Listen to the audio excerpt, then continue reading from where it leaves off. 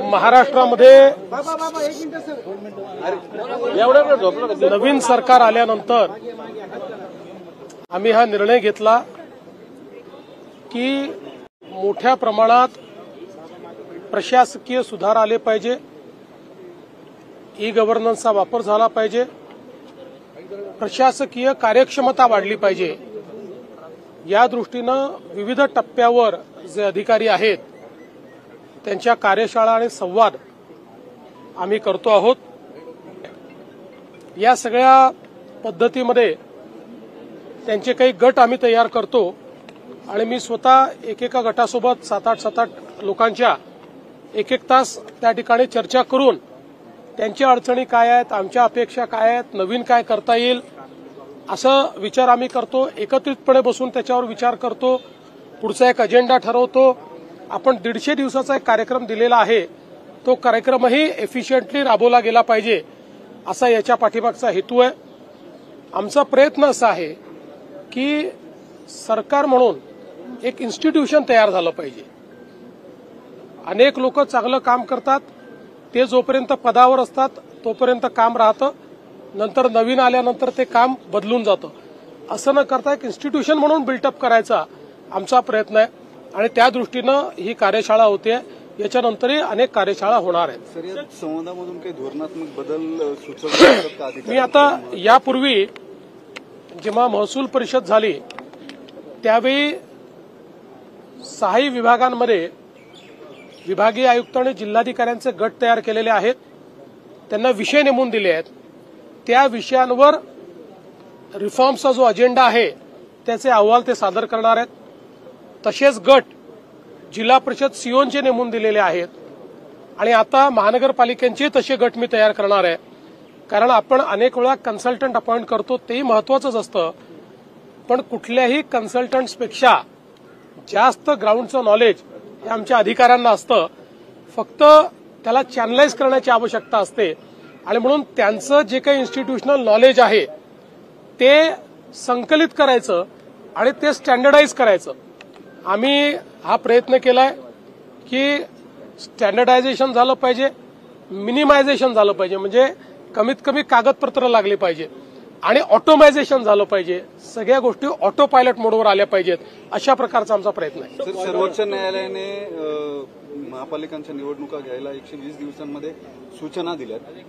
अनेक महापालिकांच्या प्रभाग रचना, हरकती सूचनांचे 45 दिवस, अशा अनेक ठिकाणी तांत्रिक अडचणी दिसून येत आहेत। नेमकं काय होईल महापालिका निवडणुकांच्या बाबतीत? कार्यकर्ते फार अधीर झाले। मला काही फार अडचण वाटत नाही। या निवडणुका इलेक्शन कमिशननी तयारी सुरू केलेली आहे। आम्ही वेळेत या निवडणुका घेण्याचा प्रयत्न करू। फारच जर मान्सून जास्त असेल तर ज्या भागात मान्सून जास्त आहे त्याच्याकरता इलेक्शन कमिशन आणि आम्ही जॉईंटली काही 15-20 दिवसाचं आवश्यकता पडली तर एक्सटेन्शन मागू, पण वेळेत या निवडणुका पूर्ण केल्याच पाहिजे असा आमचा प्रयत्न आहे। प्रभागावरनं काहीतरी मतभेद 3 कोणी 4 महाराष्ट्र काफी अग्रसर है, फिल्म इंडस्ट्री हो या फिर व्यापारी हो, वो बॉयकॉट टर्की के ट्रेंड। देखिए, मैं उनको सभी को बधाई देता हूं।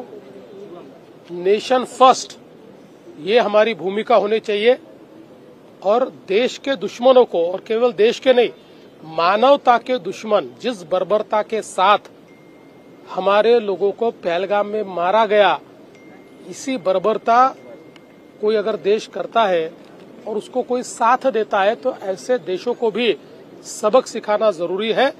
मुझे ऐसा लगता है कि अगर इस प्रकार से ऑर्गेनिकली लोगों में नेशन फर्स्ट की भावना तैयार हो रही है, मैं इसका स्वागत करता हूं। पुण्यातल्या व्यापाऱ्यांना धमकी आली आहे पाकिस्तानातून। तुर्कीचे सफरचंद लिलाव बहिष्कार टाकला होता, सुरुवातीनं ट्रेंडची सुरुवात झाली। पहिल्यांदा तर नेशन फर्स्ट ही भूमिका ज्या व्यापाऱ्यांनी स्वीकारली त्यांचं मनापासून अभिनंदन करतो, कारण हा केवळ भारतीयांवर हल्ला नव्हता।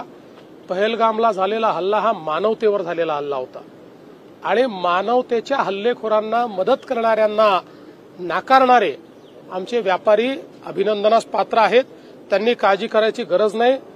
पाकिस्तानात घुसून पाकिस्तान उद्ध्वस्त करणारा भारत आहे आणि आता तर न्यूयॉर्क टाइम्सने सॅटेलाइट इमेज सहित पाकिस्तानचं सत्य बाहेर काढलेलं आहे। भारताला नखही ते लावू शकले नाही, पण त्यांना कसं आम्ही उद्ध्वस्त केलं त्यामुळे कोणाच्याही पोकळ धमक्यांना भीक घालण्याची आवश्यकता नाहीये. सगळ्यांना आम्ही प्रोटेक्शन देऊ. नेशन फर्स्ट या भूमिकेवर सगळ्यांनी अडीग राहावं. मराठा आरक्षणाची सुनावणी जलद गतीने व्हावी यासाठी सुप्रीम कोर्टाने खंडपीठ स्थापन करण्याचे आदेश दिले. मी देखील तो निर्णय नुकताच समजून घेतलेला आहे. आमची त्या संदर्भात तयारी आहे. खंडपीठ हायकोर्टाने त्या ठिकाणी स्थापित केल्यानंतर जी काही सरकारची बाजू आहे ती अतिशय भक्कमपणे आम्ही मांडू. सर, तुम्ही आता जसं म्हटलं की वेळेत महापालिका किंवा स्थानिक स्वराज्य संस्थांच्या निवडणुका होतील, मात्र महायुती म्हणून ही स्वबळावरती तुमची काय नाही, आम्हाला या निवडणुका महायुती म्हणूनच लढायच्या आहेत. आम्ही तिघजण एकत्रित आहोत. आमची महायुती आहे. अपवादात्मक काही ठिकाणी, कारण शेवटी कार्यकर्त्याची निवडणूक आहे, त्यामुळे कार्यकर्त्याच्या निवडणुकीमध्ये जिथे खूप तुल्यबळ असतं तिथे खूप जागा सोडता येत नाही. दोन्ही पक्षांच्या अडचणी असतात.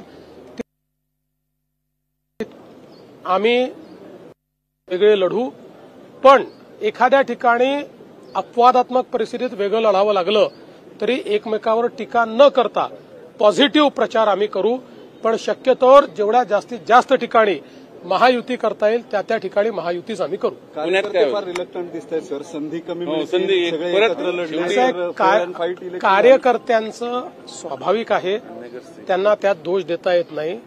कारण कार्यकर्ते जे 5-5, 7-7 वर्ष काम करतायत त्यांना असं वाटतं आता आमची संधी आली, आम्हाला संधी मिळाली पाहिजे. हेच अंडरस्टँडिंग आमच्या तिघांमध्ये आहे. म्हणून आम्ही ज्यावेळेस बसलो त्यावेळेस हे सांगितलं की स्वाभाविक युती जिथे होऊ शकते त्या ठिकाणी स्वाभाविक युती केली पाहिजे. जिथे कठीण आहे तिथे वेगळं लढल्यानंतर पोस्ट पोल आम्हाला एकत्रित येता येईल. पोस्ट पोल मात्र म्हणजे जिथे युती एखाद्या ठिकाणी अपवादात्मक झाली नाही तरी पोस्ट पोल आमचं अलायन्स असेलच. सर, एक दुसरा महत्वाचा मुद्दा होता. नाशिकमध्ये गोपीचंद पडळकरांच्या रॅलीमध्ये लॉरेन्स बिश्नोईचे होर्डिंग्स झळकावल्यामुळे मला सकाळी गोपीचंद पडळकरांनी त्या संदर्भात सांगितलेलं आहे आणि मी त्यांना सांगितलं की तुम्ही स्वतः या संदर्भात पोलिसांना सांगा आणि त्याच्यावर कठोर कारवाई करायला लावा. हे लॉरेन्स बिश्नोई वगैरे असे जे काही क्रिमिनल एलिमेंट आहेत हे कुणाच्या रॅलीत दिसणं, त्याचं महिमा मंडन करणं हे सहन होणार नाही. आणि ज्यांनी त्या ठिकाणी त्याचे पोस्टर फटकवले असतील त्यांच्यावरही कारवाई होईलच.